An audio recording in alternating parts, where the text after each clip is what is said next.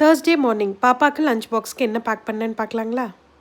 இன்றைக்கி தண்டு பொரியலை சாப்பாட்டில் பெரட்டி கொடுத்தாச்சுங்க. இந்த மாதிரி நம்ம பொரியலை சாப்பாட்டில் பெரட்டி கொடுக்கல கொஞ்சம் தேங்காய் எண்ணெயோ நெய்யோ வந்து ஊற்றிட்டு அதுக்கப்புறம் பெரட்டி கொடுத்தோம்னா டேஸ்ட் வந்து இன்னும் நல்லாயிருக்கும். ஒரு துளி உப்பு மட்டும் பத்தாதுங்க.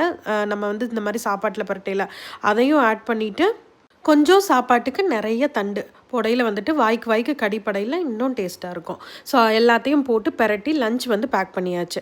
ஸ்நாக்ஸுக்கு வந்து பார்த்திங்கன்னா ஈவினிங் ஸ்நாக்ஸுக்கு சிப்ஸ் தான் வந்து வச்சுருந்தேங்க.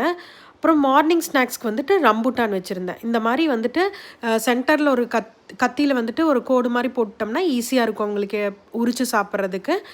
அதனால் வந்துட்டு அந்த மாதிரி கட் பண்ணி வச்சாச்சு.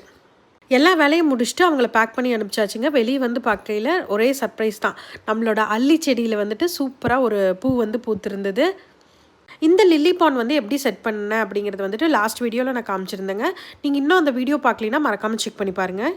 லிங்க் வந்துட்டு இந்த வீடியோ கீழே கொடுத்துருக்கேன். பாய்.